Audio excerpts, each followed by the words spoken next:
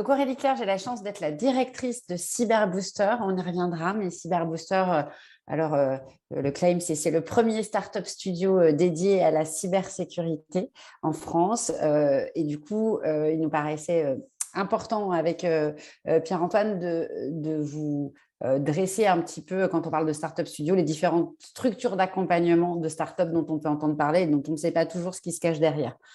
Donc, je vais commencer par ça. Juste un petit mot, moi, j'ai rejoint Axeléo qui porte Cyberbooster en septembre dernier.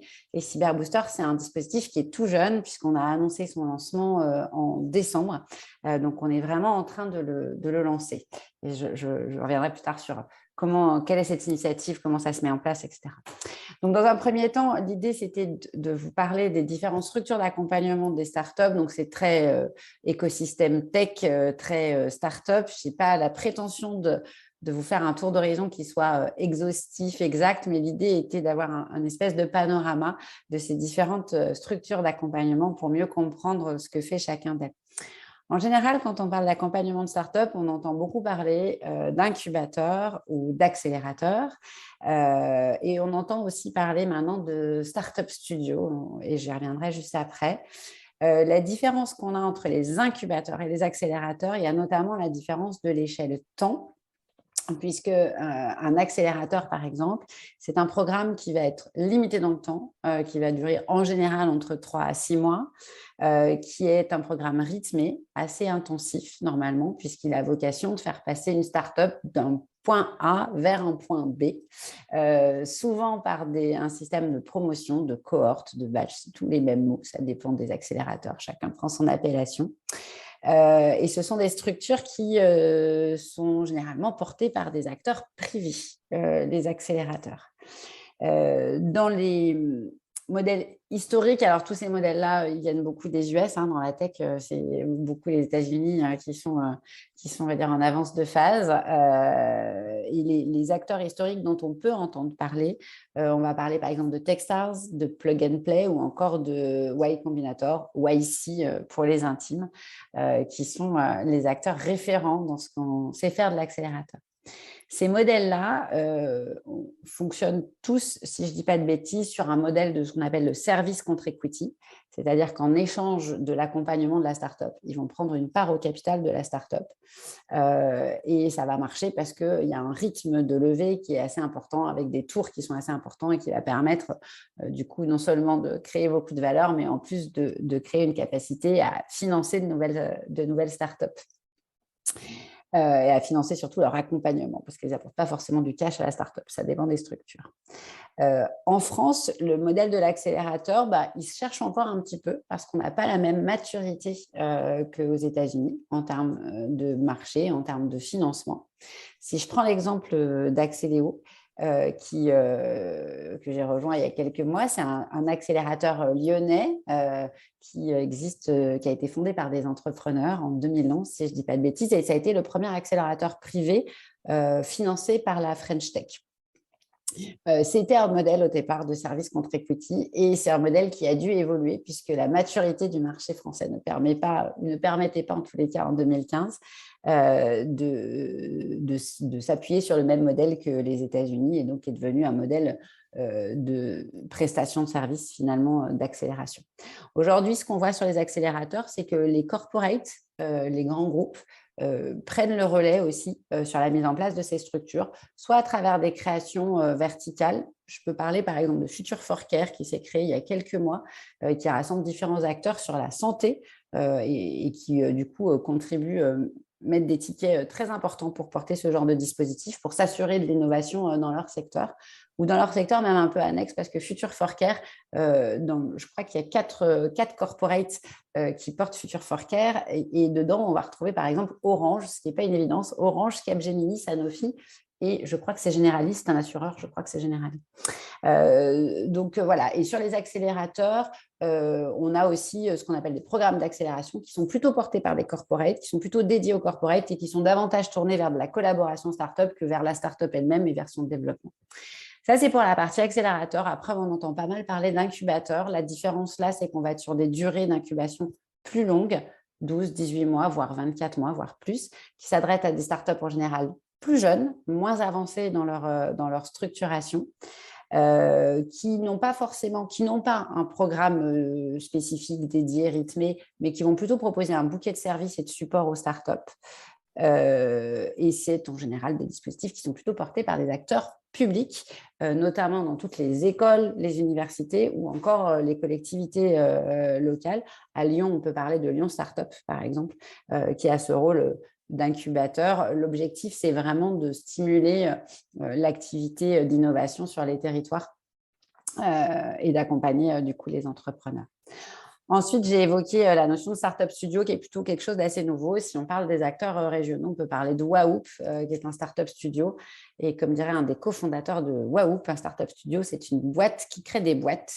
Et en gros, souvent, ils ont des verticales ou des terrains de jeu qu'ils ont définis sur lesquels ils vont identifier des problématiques, des besoins. Ils vont commencer à détourer les solutions. Et une fois que ce travail-là est fait, ils vont aller chercher une équipe fondatrice qu'ils vont supporter, apporter des compétences à cette équipe pour développer la start-up. Et du coup, ils auront une part significative au capital, de même que l'équipe fondatrice qu'ils auront mis en place.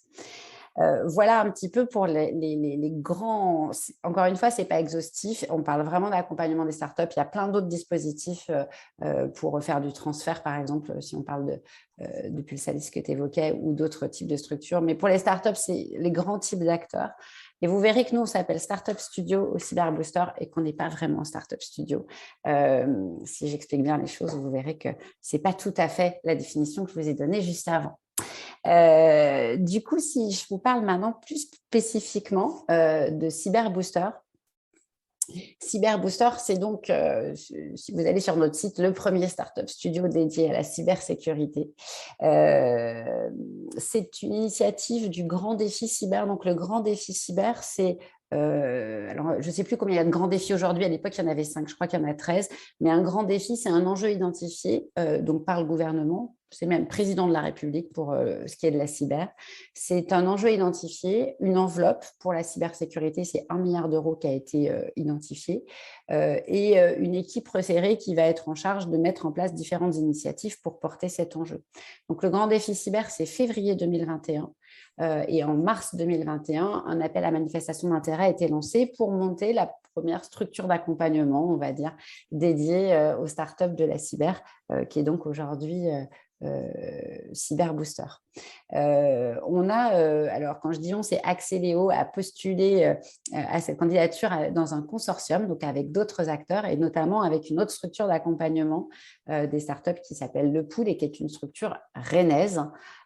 Puisque Cyberbooster, c'est un dispositif qui a 2 jambes, une jambe à Paris au sein du campus cyber et une jambe à Rennes, puisqu'il y a un écosystème de la cyber très développé à Rennes, notamment avec la présence de la DGA, mais aussi d'autres acteurs. Du coup, qu'est-ce qu'on fait chez Cyberbooster ? Donc, on accompagne des startups, on accompagne 2 types d'entrepreneurs. Les premiers entrepreneurs, c'est les entrepreneurs qui débutent, c'est-à-dire vraiment qui ont identifié un problème, qui commencent à imaginer la solution et qui ont besoin d'être accompagnés pour structurer en fait leur projet, pour valider ce qu'on appelle leur proposition de valeur, c'est-à-dire s'assurer qu'il y a bien un marché et qu'on a bien des éléments différenciants dans notre proposition pour pouvoir accéder à ce marché. Et on va donc les accompagner pendant 6 mois, en fait 2 phases de 3 mois, pour qu'ils soient prêts finalement à se lancer vraiment dans leur aventure entrepreneuriale, puisque quand ils rentrent en c'est ce qu'on appelle la pré-incubation, pardon, et quand ils rentrent en pré-incubation, ils n'ont pas forcément une société. Ils peuvent être encore en activité, ça peut être un projet parallèle, et l'idée pour nous, c'est de faire ce que fait un startup studio finalement, de dérisquer, de détourer le projet pour s'assurer que ça vaut la peine, entre guillemets, qu'ils se lancent vraiment complètement dans cette aventure-là. Voilà pour la pré-incubation, et on a un deuxième programme qui s'adresse à des entrepreneurs plus avancés, c'est-à-dire des entrepreneurs des startups qui disposent déjà d'un produit ou au moins d'un morceau de produit, et qui vont avoir comme enjeu de générer leurs premiers euros de chiffre d'affaires souvent à travers ce qu'on appelle des POC, des Proof of Concept, donc des expérimentations, on va dire, avec leurs clients pour convaincre sur la valeur de leur solution. Donc, ils vont avoir cet enjeu-là de générer les premiers euros de chiffre d'affaires, puisque leur objectif, en général, c'est de lever dans les 6 à 12 mois qui suivent leur entrée en incubation. Donc, Paul Arthur fait partie de nos startups incubées, notre première startup incubée. Il ouvre la voie avec nous. En gros, cette incubation, on appelle ça la classe prépa à la levée, c'est-à-dire vraiment c'est de préparer les startups pour qu'elles soient à même d'accéder à une levée de seed ou levée en amorçage. En français, c'est la même chose. Ça veut dire que c'est en général les premières levées qu'on fait quand on monte sa startup. Voilà pour les 2 programmes. Et Cyberbooster a vocation à s'inscrire vraiment dans la logique du grand défi. La logique du grand défi, c'est de dire qu'en France, il y a beaucoup de compétences, il y a beaucoup d'expertise dans la cyber, mais il manque le développement d'un écosystème qui rassemble et qui crée les interactions entre ces acteurs. Donc, pour que Cyberbooster fonctionne, on crée autour de Cyberbooster un écosystème avec différents types d'acteurs, à commencer par les grands groupes, les acteurs privés, qui vont nous aider dans un premier temps à orienter le sourcing de nos startups. L'idée, c'est de travailler avec ces acteurs qui sont... alors aujourd'hui, on a 4 premiers partenaires privés qui sont OnePoint, Capgemini, Française des Jeux et Zen Connect. On POC un peu, nous aussi, notre dispositif avec nos premiers partenaires et ils vont nous aider à identifier quelles sont les problématiques de la cybersécurité qui ne sont pas ou mal couvertes aujourd'hui par une solution souveraine, pour qu'on aille chercher plutôt des entrepreneurs pour compléter l'offre du marché avec cette notion aussi de souveraineté, j'y reviendrai plus tard. Donc voilà ce que vont nous apporter ces partenaires privés, mais ils vont aussi nous apporter de l'expertise. Ils doivent apporter de l'expertise aux startups, ils doivent les aider à définir les bons produits et les bonnes solutions. Ils vont aussi ouvrir des terrains de jeu pour les startups parce que ça peut correspondre à certains de leurs enjeux et donc du coup, ils vont avoir à cœur d'être, selon la maturité de la startup, bêta-testeur ou de tester plutôt sur une expérimentation plus avancée sous un POC. Et puis, ils peuvent aussi apporter du mentoring, c'est-à-dire d'accompagner l'entrepreneur plutôt institut personnalisé dans son aventure. L'avantage pour les corporates ou les grands groupes d'être là, c'est de nourrir leur démarche d'innovation, leur démarche de veille, c'est de valoriser leurs experts, aussi dans un marché qui est très tendu en termes de talents sur la cyber, de contribuer à l'attractivité de leur entreprise et puis de les aider aussi à se transformer parce que les fonctions cyber ont souvent cet enjeu de transformation, d'aller s'ouvrir un peu plus vers les autres métiers de l'entreprise et notamment vers toute la DSI et plus globalement même vers les métiers. Et donc, c'est des dispositifs qui les aident à engager aussi d'autres types de collaborateurs autour des startups. Je parlais de l'écosystème et dans nos différents partenaires, donc on a ces acteurs privés, mais on va aussi rassembler des experts, et notamment des entrepreneurs de la cyber, qui vont pouvoir amener leur expertise, leurs connaissances et aussi leur expérience d'entrepreneurs de la cyber aux startups. On va aussi rassembler des institutionnels. On a autour de nous l'ANSSI, l'Agence nationale de la sécurité des systèmes informatiques. On a la DGA. On a des acteurs aussi un peu plus académiques comme l'INRIA, ou l'Institut Mines Télécom. Et puis, évidemment, on va avoir des fonds, puisque l'idée, c'est que les startups puissent accéder à des levées. Et donc, il faut qu'on crée ces interactions entre les startups et les fonds.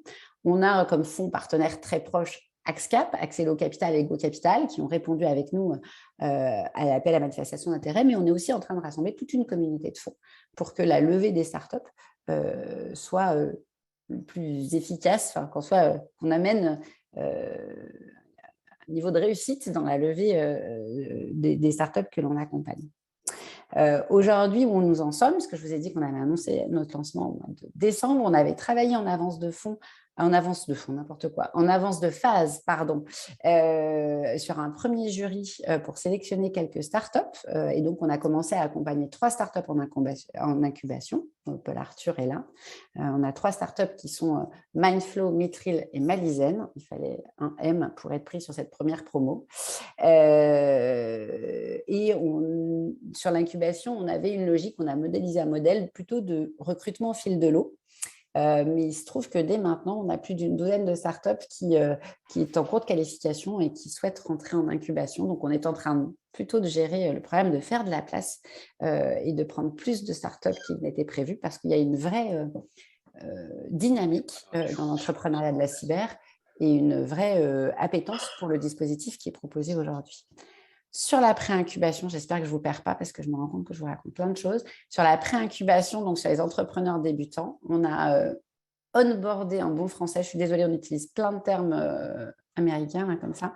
On a onboardé notre première promotion il y a 15 jours. On a 11 entrepreneurs, enfin 11 équipes d'entrepreneurs qui démarrent leur aventure avec nous. On en a 7 qui sont pilotés depuis Paris et 4 depuis Rennes. Et hier, on a fait en bon français notre kick-off, notre lancement qui réunissait justement tous nos partenaires autour des startups. Et j'en parle avec beaucoup d'enthousiasme parce que c'était très chouette et c'était toute la dynamique qu'on veut mettre en place dans cet écosystème pour créer ces liens et pour s'assurer que les startups faire notre rôle de startup studio, là pour le coup, en étant en adéquation entre les solutions qui vont être développées et les besoins du marché. Et ces interconnexions doivent nous permettre de garantir ça et pas d'être une solution qui ne rencontrera pas son marché. Donc voilà, on a vraiment ce rôle d'adéquation.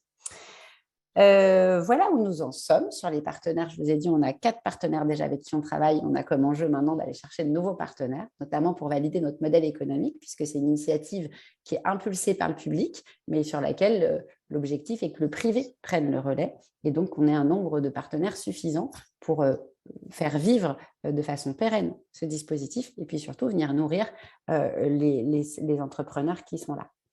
Et puis, si je prends juste un tout petit peu plus de hauteur, parce que j'ai décidé de passer par en bas, mais si je prends un peu plus de hauteur en se disant à quoi finalement on sert, est-ce qu'on n'est pas une structure d'accompagnement en plus?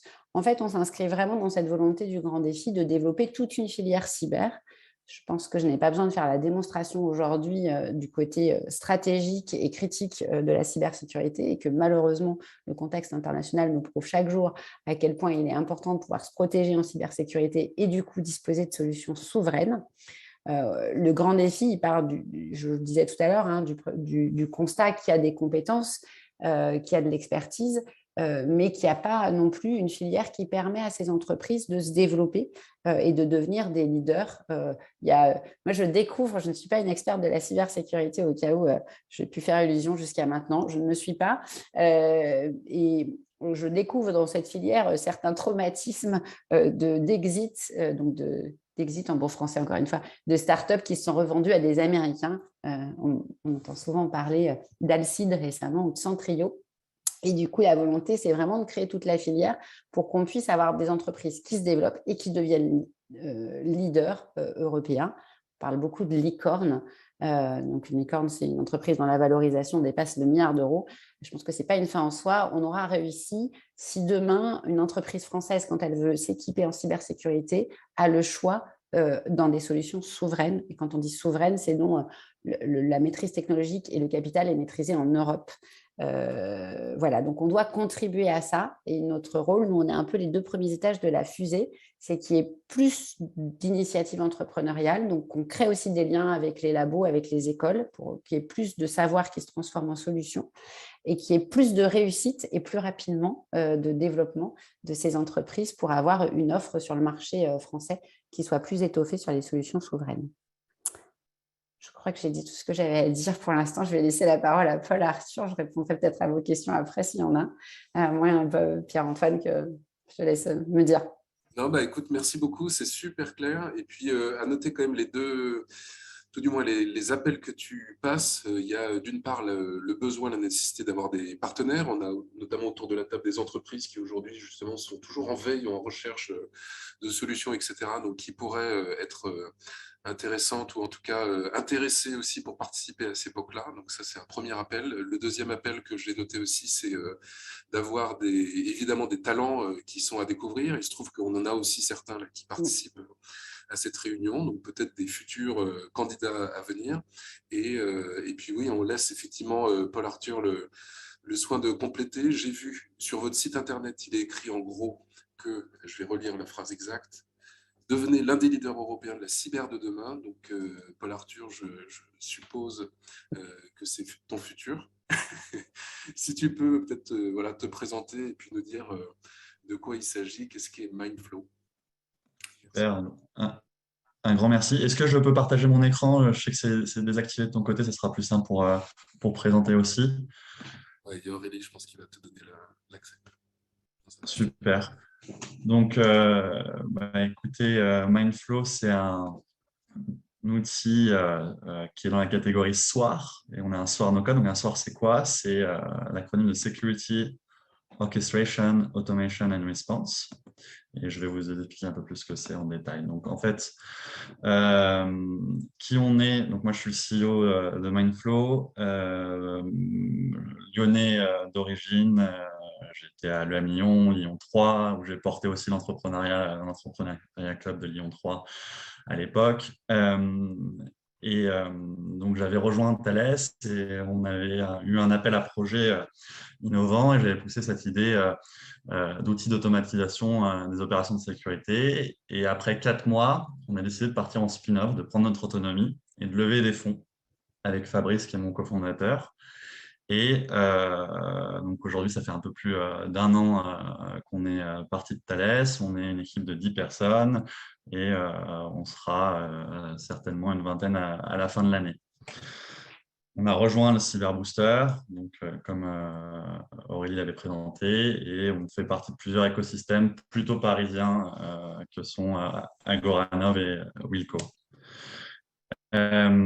Le constat au départ, ça a été en fait, dans la cybersécurité, il y a un stress grandissant. Il y a énormément d'alertes sur une équipe qu'on appelle Security Operations Center à traiter tous les jours, et seulement la moitié des alertes, si on regarde, sont véritablement traitées.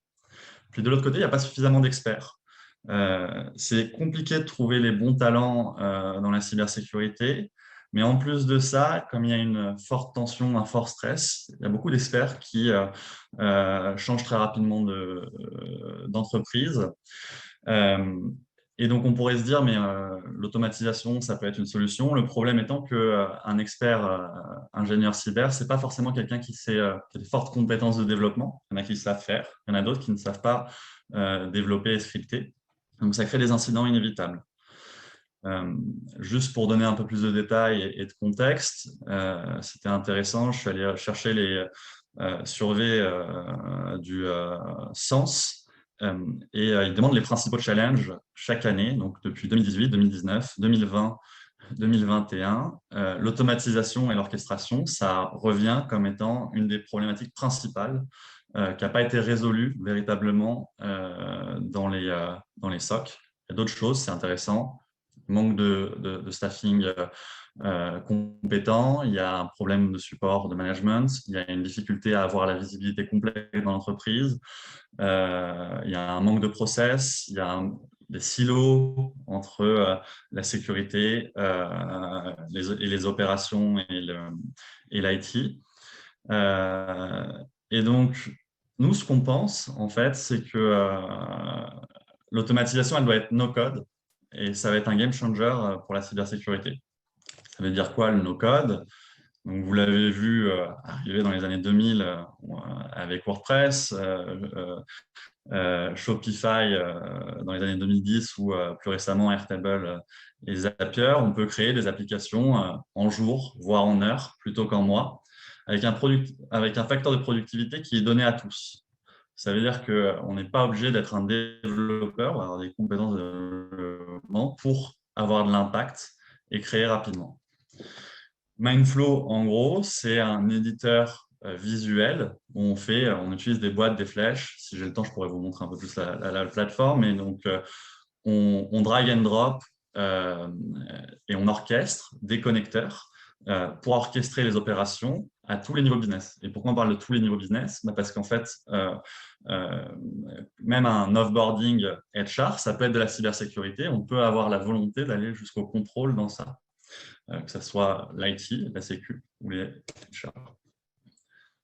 Donc, Mindflow, si on pense aux use cases qui sont possibles, En fait, l'automatisation, c'est très large et à partir du moment où on orchestre, on peut faire beaucoup de use cases côté cybersécurité. Donc, par exemple, c'est trier les incidents, aller récupérer des emails et les faire analyser en cas de phishing, de traiter les alertes sur un EDR, etc., etc. Mais c'est aussi de l'IT, de faire des flux de communication avec le système de tickets, de pouvoir connecter et discuter et créer une alerte sur Teams, sur Slack, sur les outils de communication.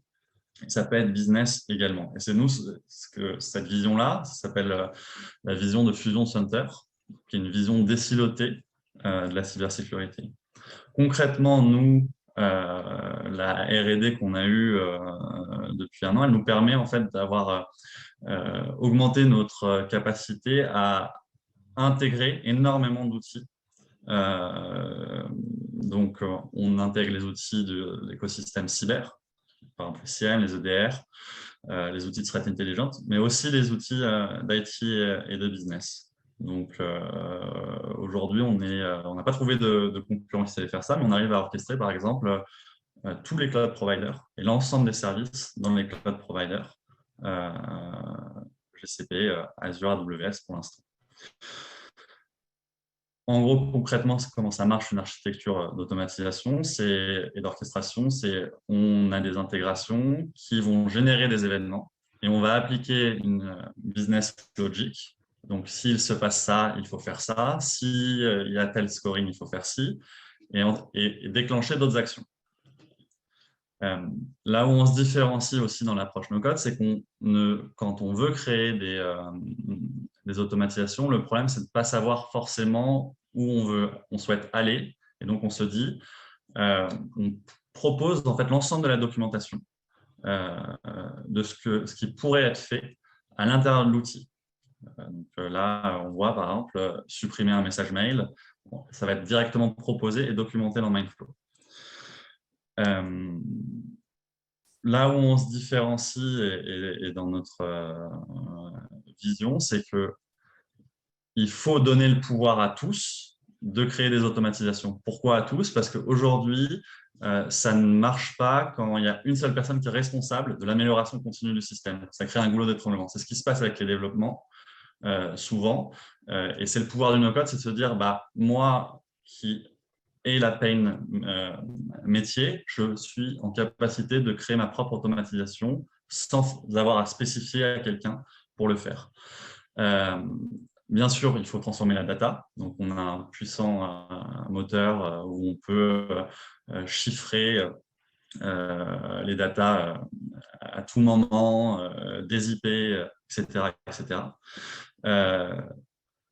Il faut pouvoir donner de la collaboration, donc la capacité de commenter, peut-être de construire en temps réel.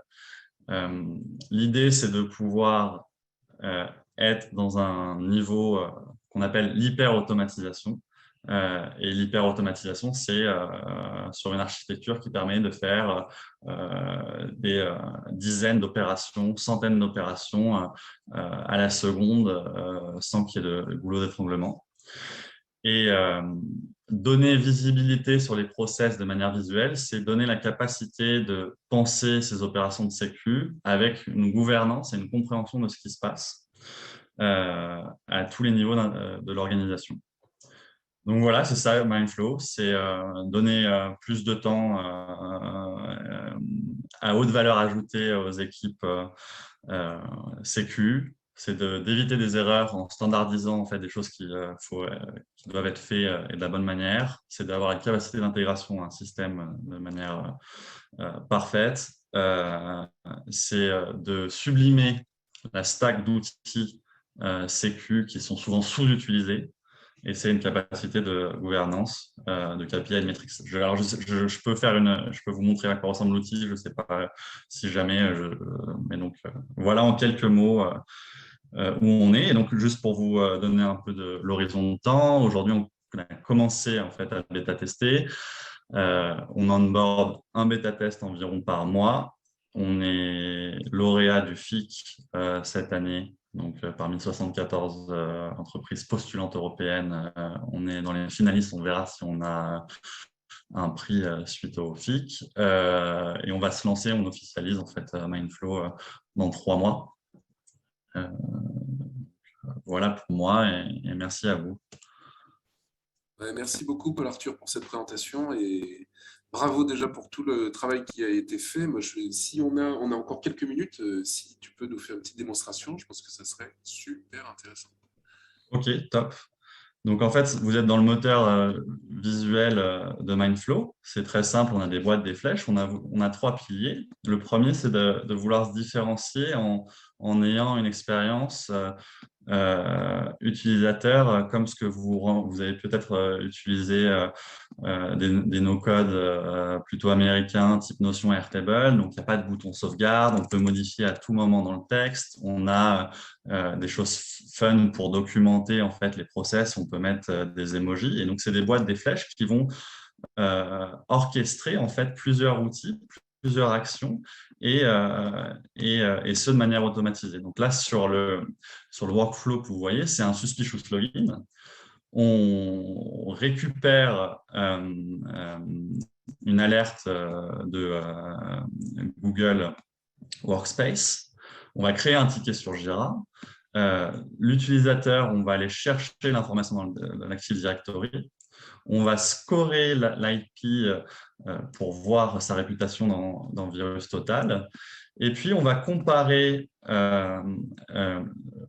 les informations, l'IP de l'EDR, à savoir la Sentinel-1, mais ça peut être un autre.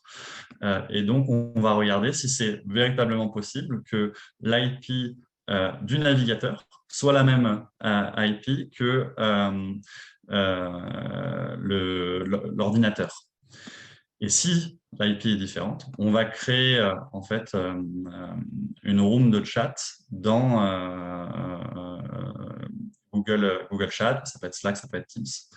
Donc ça, c'est un cas d'usage type qui est, par exemple, ça a été mis en production dans une entreprise où il y a 1000 salariés et ils ont ce type d'alerte 3 fois par semaine. Ils font tout manuellement.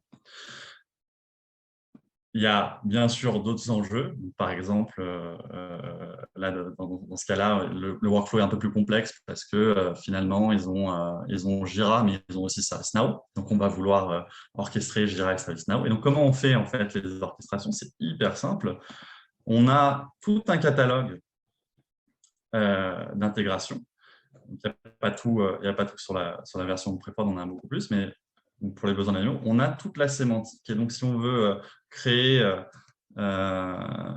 an issue sur Jira, hop, on va aller chercher create issue et on a la documentation qu'on n'a plus qu'à remplir et on peut injecter très rapidement, chercher en fait dans les steps précédents ce qui s'était passé. Donc, si on veut aller chercher l'adresse IP, on va directement chercher l'adresse IP à injecter. Hop.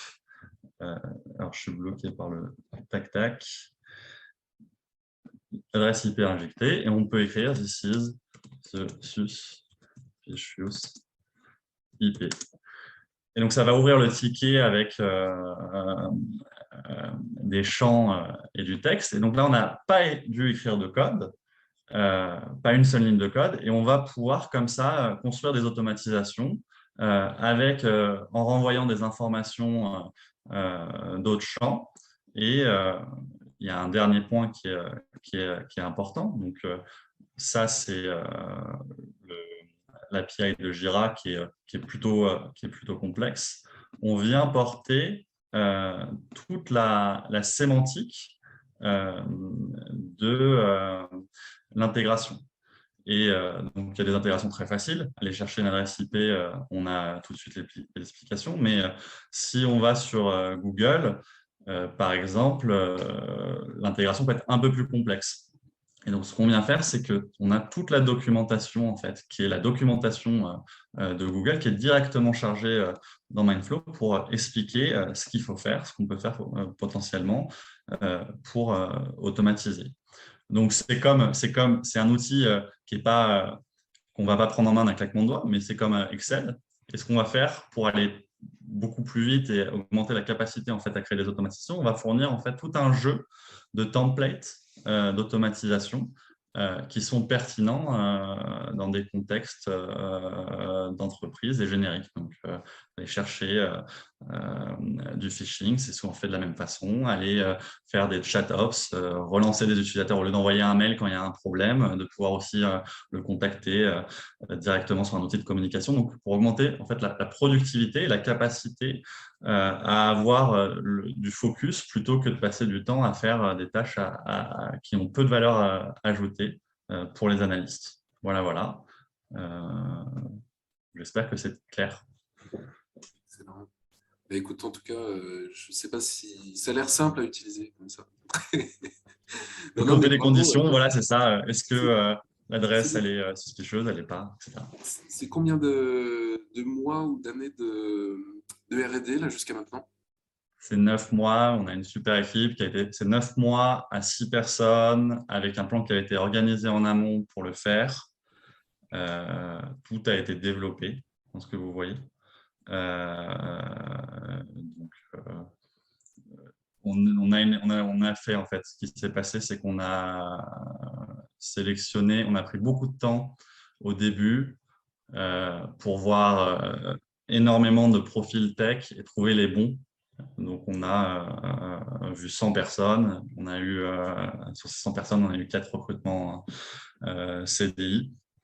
Donc, en fait, on n'a que des gens qui sont extrêmement forts et qui vont extrêmement vite. Eh bien, il nous reste encore un petit quart d'heure. Je pense que c'est l'occasion. On a autour de la table un certain nombre on a des experts cyber, on a des RSSI, etc. Je pense que si vous avez des questions, que ce soit pour Aurélie ou pour Arthur, c'est le moment d'en profiter. On a aussi des écoles. Donc, allez-y, n'hésitez pas. Peut-être Johan, par exemple, je te pousse. Moi, j'ai pas de question particulière. Effectivement, le concept me semble assez intéressant justement sur cet aspect no-code et surtout intégration de plein d'outils différents parce que c'est vrai on en a tout le tour, tout le tour du ventre et de pouvoir automatiser des choses avec une alerte et la confirmer de manière simple. C'est vraiment ce qui peut être pertinent dans dans des structures petites comme la nôtre où à l'exploit, on est 3, quoi. Mais voilà, sinon, j'ai pas de questions particulières. Merci, peut-être. Moi, j'aurais une question, Loïc Faure. Merci Paul Arthur pour la présentation, c'est clair. Je vois bien tous les cas d'usage quand on a un écosystème assez riche en fait en outillage. Je prends le cas de mon entreprise où on est tout petit, PME, on n'a quasiment pas d'outillage. Est-ce qu'il y a des cas d'usage de ce type d'outils dans un environnement très peu outillé, globalement, par une messagerie, on n'a pas grand-chose à faire. Par contre, il faut quand même qu'on surveille un certain nombre de choses.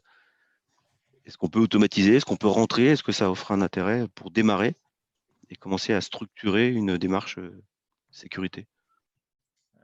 Alors, il y a 2 manières de voir les choses. Ça a été beaucoup poussé, en fait, qu'il fallait un SIEM au départ avant de commencer à faire de l'automatisation, de l'orchestration. C'est vrai que s'il n'y a pas d'outils, bon, il y a peu d'outils à souligner. Mais je pense que c'est intéressant. De l'autre côté, on fera une version communautaire gratuite avec un nombre de workflows donnés qu'on peut utiliser gratuitement, de se mettre dans une logique à dire est-ce que je peux automatiser et qu'est-ce que je ferai dans ma journée, que ça soit pour la sécu ou même pour l'IT, d'avoir cette démarche-là à se dire en fait, il y a pas mal de process manuels que je peux faire et comment je les standardise, comment je les documente et comment je les rends autonomes au fur et à mesure. Nous, on fait beaucoup ça et je pense que c'est valable aussi dans un cas où on est une petite entreprise.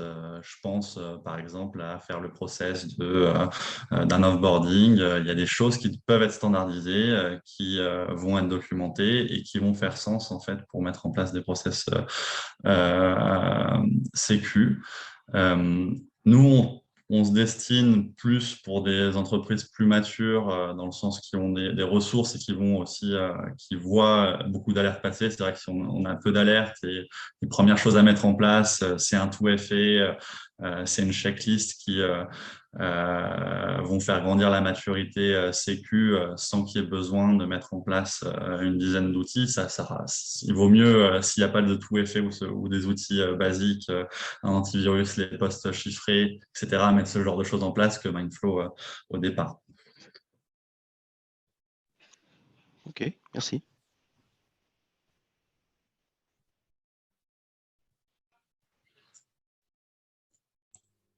Moi, j'utilise Mindflow pour automatiser en fait, des tâches qui ont rien à voir avec la sécu, aussi, parce que ça devient une logique d'esprit après de dire bon, bah, ça, en fait, je ne veux plus le faire, veux plus le faire manuellement.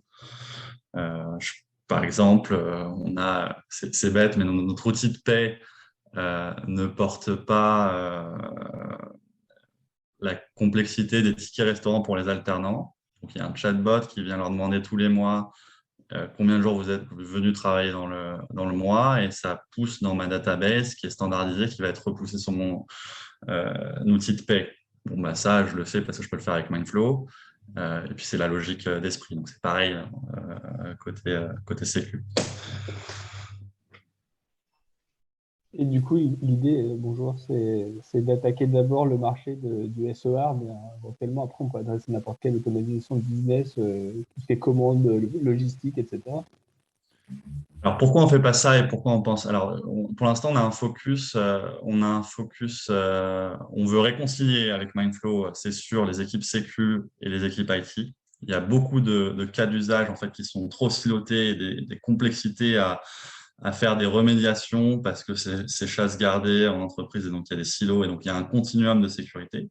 Et puis même, il y a les équipes IT qui commencent à devoir prendre de nouvelles compétences quand elles montent dans une logique cloud, et donc en fait avoir des outils, plutôt que d'apprendre à coder, utiliser des outils comme Mindflow, ça fait complètement sens pour gérer la sécurité ou autre.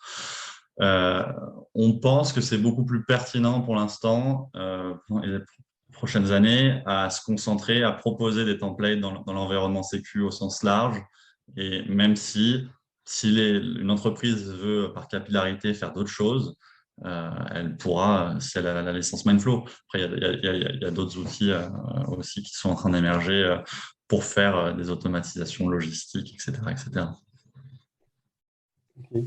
Ce que je comprends, c'est que la seule limite, en gros, c'est que le produit intégré dans l'automatisation, il dispose d'une API. Et vous codez l'interface entre Mindflow et l'API, et vous faites parler les API entre elles. C'est ça. Il n'y a rien qui empêche de faire autre chose, si on veut faire autre chose, si le connecteur est présent.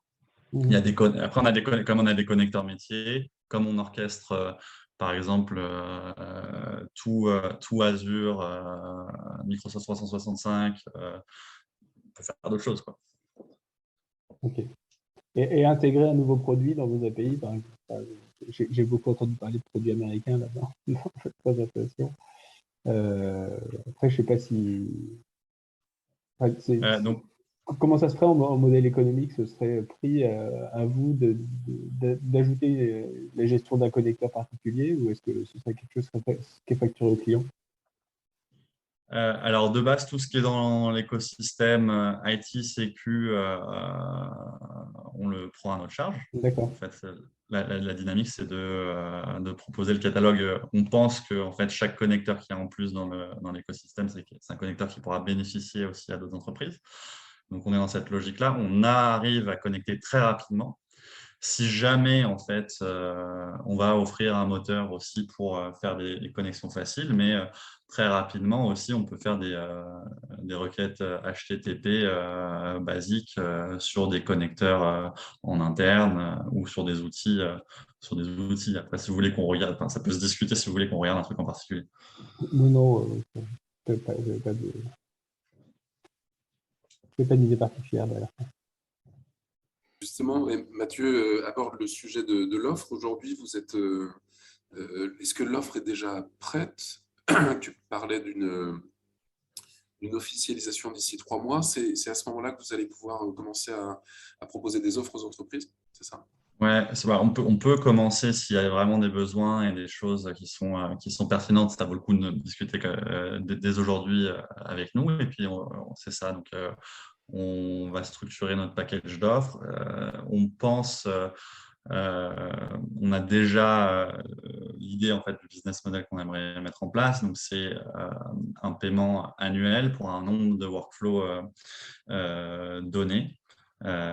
Et ensuite, il y aura une notion d'équipe s'il y a de la collaboration ou des droits d'en savoir différents au sein d'une entreprise. On va devoir passer des packages supplémentaires, sachant que aussi on offrira une version avec 3-4 workflows à vie de manière gratuite. Et est-ce que vous avez besoin d'autres testeurs aujourd'hui? Enfin, quels sont un peu les enjeux, on va dire, pour décoller le plus rapidement possible? Alors, on est intéressé d'autres testeurs. On avait ralenti le rythme parce que mais là, on recommence à accélérer. Donc, on est très preneur de contexte, sécu, et d'en discuter avec vous si vous êtes intéressé pour bêta-tester.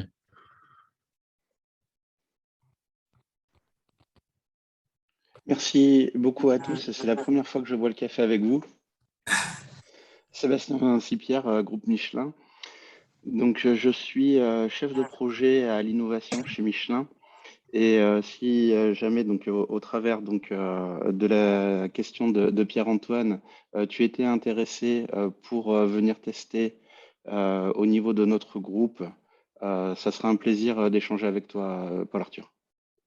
Super, merci, avec plaisir. Je prends contact avec toi après le point. Parfait. Et merci encore à Aurélie et à vous tous. C'était un très bon moment d'échange ce matin. Merci beaucoup, Sébastien. Est-ce que certains d'entre vous ont d'autres questions avant qu'on clôture cette super session? Est-ce que c'est tout bon? Je pense qu'on est bon pour aujourd'hui. Écoutez, merci beaucoup, à la fois pour tous tes éclairages, notamment toute cette première partie de présentation, Aurélie. Je pense qu'il a été super complète, super intéressante. Même pour nous, ça nous fait toujours des excellents rappels. On va avoir justement, dans le cadre d'Innovadira, sans doute aussi, on l'espère, des liens, c'est-à-dire des porteurs de projets qui pourraient venir de part et d'autre et qui pourraient demain être aidés, à la fois côté Adira, peut-être rencontrer des entreprises, des clients, des partenaires et autres, et puis de votre côté, donc prolonger dans l'accompagnement pour faire en sorte que toute belle initiative puisse décoller et qu'enfin on ait des belles enfin non pas enfin parce qu'il y en a eu, mais qu'elle puisse effectivement rester souveraine, française et forte. Et voilà, donc c'est tout le mal qu'on peut se souhaiter. Et puis, Paul-Arthur, un immense succès à vous. J'espère qu'on aura l'occasion de te recroiser, que justement tu pourras, au travers de ce café virtuel, mais peut-être d'autres moments aussi d'échange avec nous. Tu seras les bienvenus, notamment à partir du 31 mai et puis à peu près toutes les 6 à 8 semaines lors des rendez-vous que l'on va organiser dans le cadre donc des sessions de pitch et puis des sessions de rencontres entre entreprises et entrepreneurs. Donc voilà, tu seras le bienvenu pour participer à ces rencontres-là. Plaisir. Et puis à tous, écoutez, passez une excellente journée et puis à très bientôt. Donc la prochaine fois, ce sera, je crois, le 12 mai, si je ne dis pas de bêtises, donc avec Bertrand Berg, Patrick Monassier et puis Sacha. Alors je ne saurais pas bien prononcer son nom, je m'en excuse, mais donc Sacha et Patrick qui ont coécrit donc un bouquin sur la robotique, sur l'automatisation, pardon. Et donc, on fera ce petit rappel aussi sur nos échanges avec des risqueurs. Voilà. Bonne journée à tous et à très bientôt.